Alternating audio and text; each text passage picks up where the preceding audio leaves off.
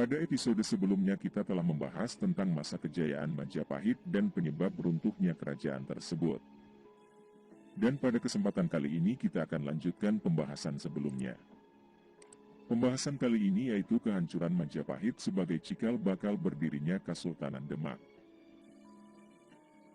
Ketika Majapahit didirikan, pedagang muslim dan para penyebar agama sudah mulai memasuki Nusantara. Pada akhir abad ke-14 dan awal abad ke-15, pengaruh Majapahit di seluruh Nusantara mulai berkurang.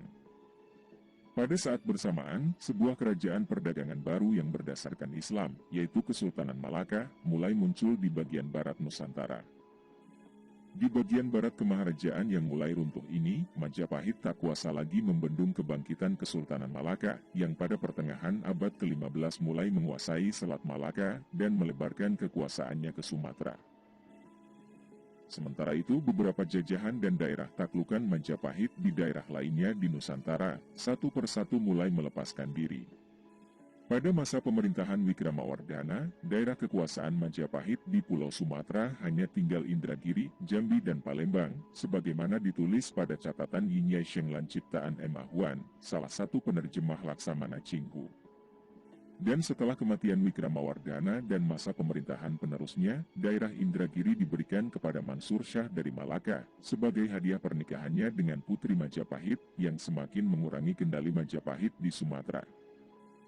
Setelah mengalami kekalahan dalam perebutan kekuasaan dengan Brekertabumi, Singha Wikramawardhana mengasingkan diri ke pedalaman di Daha, bekas ibu kota kerajaan Kediri, dan terus melanjutkan pemerintahannya di sana hingga digantikan oleh putranya. Pada tahun 1478, Ranawijaya mengalahkan Kertabumi dengan memanfaatkan ketidakpuasan umat Hindu dan Buddha atas kebijakan Brekertabumi, serta mempersatukan kembali Majapahit menjadi satu kerajaan.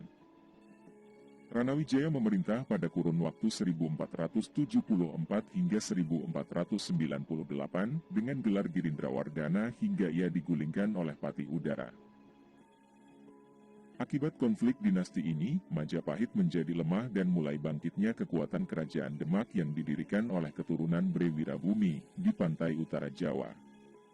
Waktu berakhirnya kemaharajaan Majapahit berkisar pada kurun waktu tahun 1478 atau tahun 1400 Saka, berakhirnya abad dianggap sebagai waktu lazim pergantian dinasti, dan berakhirnya suatu pemerintahan hingga tahun 1527. Dalam tradisi Jawa ada sebuah kronogram atau candra sengkala yang berbunyi sirna ilang kretaning bumi. Sengkala ini konon adalah tahun berakhirnya Majapahit dan harus dibaca sebagai 0041, yaitu tahun 1400 Saka atau 1478 Masehi. Arti sengkala ini adalah sirna hilanglah kemakmuran bumi. Namun yang sebenarnya digambarkan oleh candra sengkala tersebut adalah gugurnya Brekertabumi, Raja ke-11 Majapahit, oleh Girindrawardhana. Raden Patah yang saat itu adalah Adipati Demak sebetulnya berupaya membantu ayahnya dengan mengirim bala bantuan dipimpin oleh Sunan Gudung. Tetapi mengalami kekalahan dan bahkan Sunan Gudung meninggal di tangan Raden Kusen, yaitu adik Raden Patah yang memihak Ranawijaya, hingga para Dewan Wali menyarankan Raden Fatah untuk meneruskan pembangunan Masjid Demak. Hal ini diperkuat oleh prasasti Jiu dan Petak. Ranawijaya mengaku bahwa ia telah mengalahkan Kertabumi dan memindahkan ibu kota ke Daha atau Kediri. Peristiwa ini memicu perang antara Ranawijaya dengan Kesultanan Demak, karena penguasa Demak adalah keturunan Kertabumi. Pada masa ini, Demak sudah menjadi penguasa pesisir Jawa yang dominan, dan mereka mengambil alih daerah Jambi dan Palembang dari kekuasaan Majapahit yang telah terpukul dan berfokus di pedalaman Pulau Jawa. Sebenarnya perang ini sudah mulai mereda ketika Patih Udara melakukan kudeta ke Girindrawardhana dan mengakui kekuasaan Demak, bahkan menikahi anak termuda Raden Patah. Tetapi peperangan berkecamuk kembali ketika Prabu Udara meminta bantuan Portugis untuk mengalahkan Demak. Sehingga pada tahun 1527, Demak melakukan serangan ke Daha yang mengakhiri sejarah Majapahit dan ke Malaka. Sejumlah besar abdi istana, seniman, pendeta, dan anggota keluarga kerajaan mengungsi ke Pulau Bali. Pengungsian ini kemungkinan besar untuk menghindari pembalasan dan hukuman dari Demak akibat selama ini mereka mendukung Ranawijaya melawan Kertabumi.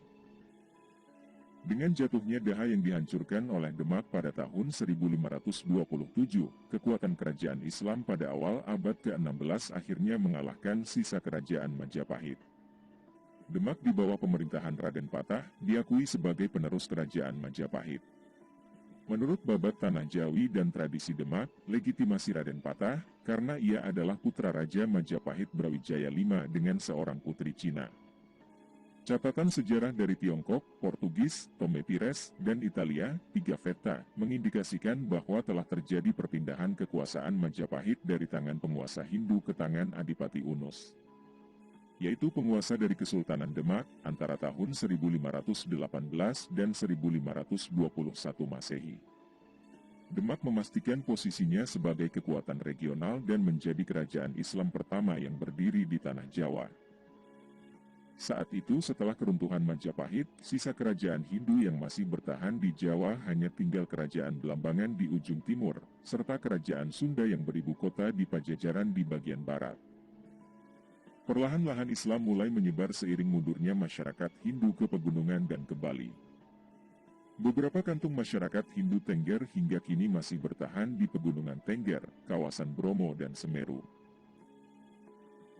Begitulah pembahasan kali ini tentang kehancuran Majapahit sebagai cikal bakal berdirinya Kesultanan Demak.